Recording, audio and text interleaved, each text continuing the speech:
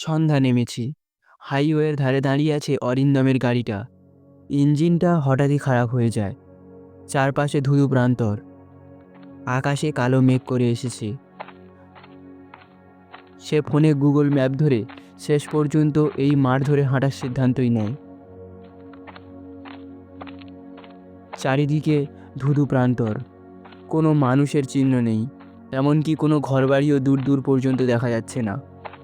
যেদিকে তাকাচ্ছে দুটো একটা গাছ দাঁড়িয়ে আছে।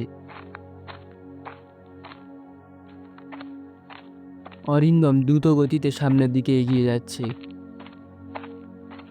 তার বাবার শহরে একটা ছোটোখাটো বিজনেস আছে। অরিন্দমের বাবার পৈতৃক জায়গা ছিল এই ভূষণ্ডির গ্রামে। প্রায় 5-6 বছর হয়ে গেল তাদের পরিবারের কেউ এই গ্রামের দিকে আসেনি। তার বাবার কথায় অরিন্দম এই গ্রামে আসে ওই জায়গাটাকে বিক্রি করার জন্য। কিন্তু মাঝপথে ঘটল বিপদ, তার গাড়িটা খারাপ হয়ে যায়। এইসব ভাবতে ভাবতেই অরিন্দম সামনের দিকে এগিয়ে চলেছে। হঠাৎই তার সামনে পড়ল একটা কুঁড়ে ঘর। সে ধীরে ধীরে সেই কুঁড়ে ঘরটার দিকে এগিয়ে গেল। বলছি, বাড়িতে কেউ আছেন? একটু দরজাটা খুলুন না। দু একবার ডাকার পর ঘরের মধ্যে থেকে একজন বৃদ্ধ লোক বেরিয়ে এলো।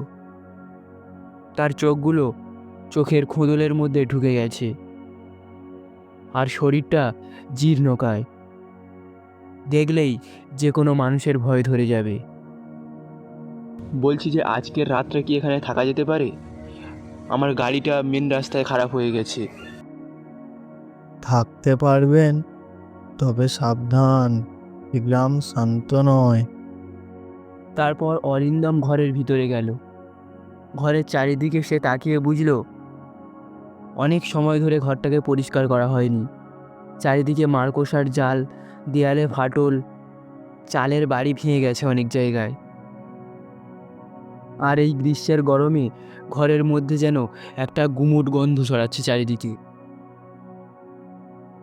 তাও এটা অরিন্দমের কাছে একটা আশার আলো। সে কিছুতেই এই সুযোগটাকে হাতছাড়া করতে চাচ্ছে না।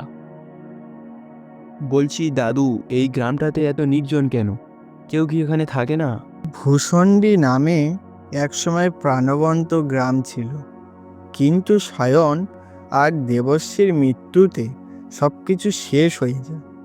এটা দুর্ঘটনা নয়, ওদের খুন হয়েছিল। তারপর থেকে ওদের আত্মা ঘুরে বেরোয়, যেই আসে তাকেই ছাড়ে না। ভূষণ্ডীর মাঠে এক ঝড়ের রাতে কলেজ ছাত্র সায়ন ও দেবশ্রীকে নির্মমভাবে হত্যা করা হয়। গ্রামবাসীরা ভয়ের লাশ গোপন করল, কিন্তু কেউ কবর দিল না। তারপর থেকেই ভূষণ্ডীর মাঠ অভিশপ্ত হয়ে গেল, এবং মাঝে মাঝে গ্রামের কেউ না কেউ নিখোঁজ হতে থাকে। এতে গ্রামবাসীরা ভয়ে গ্রাম ছেড়ে দূরে শহরে চলে যায়।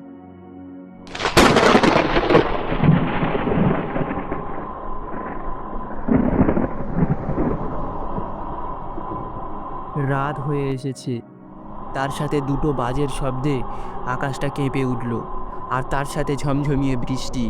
চারিদিকে শুধু বৃষ্টির শব্দে মুখর। এদিকে অরিন্দম সেই বৃদ্ধের দেওয়া অল্প কিছু ভাত খেয়ে সে ঘুমিয়ে পড়ে।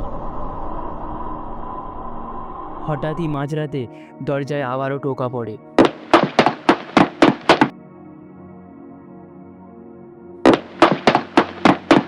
কে কে এত রাতে দরজায় টোকা দিচ্ছেন?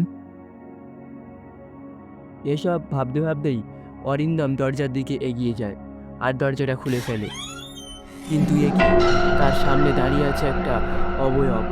মানুষ না, মানুষ বললে ভুল হবে, এ মানুষ নয়, এ মানুষরূপী কোনো এক দৈত্য। অরিন্দমের চোখ স্থির হয়ে দাঁড়িয়ে যায়, সে কিছু বলতে পারছে না। আমাদের শরীর ছিনিয়ে নিয়েছিস, এবার আমরা চাই নতুন শরীর, তোর শরীর। আজ থেকে তুই আমাদের সঙ্গী। এটা বলতে বলতে সেই অবয়বটা অরিন্দমের দিকে তার হাত বাড়িয়ে দেয় আর অরিন্দমের গলা চেপে ধরে। অরিন্দম তীব্র যন্ত্রণায় চিৎকার করতে থাকে। কিন্তু হঠাৎ করেই সেই ঘরের মধ্যে থেকে বেরিয়ে আসে সেই বৃদ্ধটা। আমি থাকতে এই গ্রামের আর কোনো ক্ষতি হতে দেব না। বৃদ্ধটা সেই অবয়বের গলাটা চেপে ধরে তার হাত দিয়ে। এদিকে সেই অবয়বের হাতের চাপে অরিন্দম জ্ঞান হারিয়ে ফেলে, সে মাটিতে লুটিয়ে পড়ে।